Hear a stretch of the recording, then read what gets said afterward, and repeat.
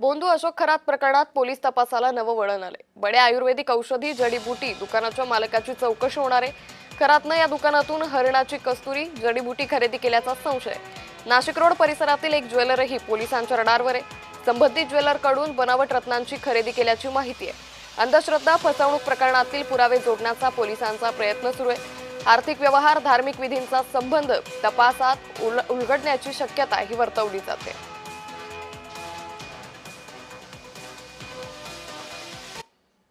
बोंधूबाबा खरातची चौकशी सुरूच आहे। एसआयटी आणि क्राईम ब्रांच कडून चौकशी सुरू आहे। एसआयटी आणि क्राईम ब्रांचनं तांत्रिक पुरावे गोळा केलेत। खरात विरोधात सरकारवाडा पोलीस ठाण्यात गुन्हे दाखल करण्यात आलेले आहेत। तर एसआयटी आणि क्राईम ब्रांच कडून चौकशी सध्या केली जाते।